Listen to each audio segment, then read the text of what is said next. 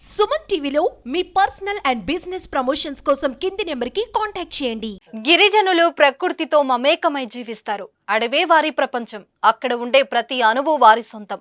భూమి, నీరు, గాలి, నిప్పు, ఆకాశం ఈ పంచభూతాలను దైవ సమానంగా భావిస్తూ వాటిని పూజిస్తారు. అడవి తల్లిని ఇచ్చే ప్రకృతి ఫలాలు అక్కడ దొరికే సహజమైన వాటిని తింటూ జీవనం సాగిస్తుంటారు. అందుకే వీరి ఆచారపు అలవాట్లు, సంప్రదాయాలు చాలా వైవిధ్యభరితంగా ఉంటాయి. అడవిని తల్లిగా భావిస్తూ ప్రతి ఏటా వీరు సంప్రదాయాల ప్రకారం భక్తి శ్రద్ధలతో ఆ అడవి తల్లికి పండుగ చేస్తారు.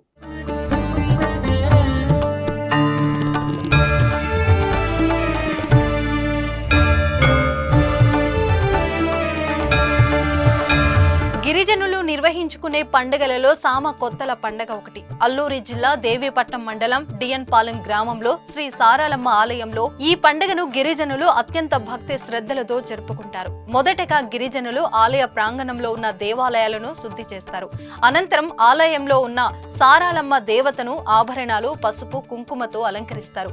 గిరిజనులు పండించిన తొలి పంటను అమ్మవారికి పాయసం నైవేద్యంగా సమర్పిస్తారు. శ్రీ సారాలమ్మ ఆలయ ప్రధాన పూజారి ఆధ్వర్యంలో ఈ పండుగను ప్రతి సంవత్సరం గిరిజనులు నిర్వహిస్తారు. ఇక్కడ జరిగే ఈ సారాలమ్మ పండుగకు చుట్టుపక్కల గ్రామాలలోని గిరిజనులు అధిక సంఖ్యలో పాల్గొంటారు.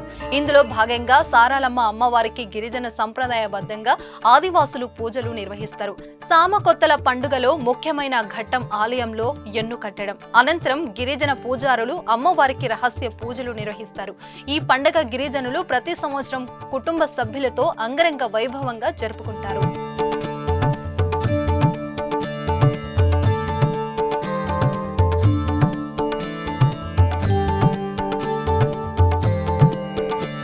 డోలు వాయిద్యాల నడుమ అమ్మవారికి లయబద్ధమైన నృత్యాలతో పూజలు నిర్వహిస్తారు. ఈ సీజన్లో కాసిన వివిధ రకాల కూరగాయలు, పండ్లు, మొక్కజొన్న కంకులు, ఆకుకూరలను తీసుకొచ్చి సమర్పిస్తారు.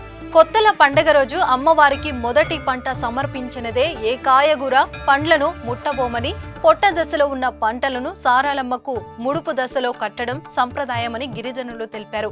ఆ తర్వాత మన్యం అంటే నాటుకోడి పుంజును గద్దెలపై సమర్పించి బిందెలతో నీళ్లార పోసి సుభిక్షంగా పంటలు పండాలని కోరుతూ పూజలు చేస్తారు. ఈ పండుగను గిరిజనులు చాలా నిష్ఠతో అమ్మవారికి మొక్కులు సమర్పిస్తారు.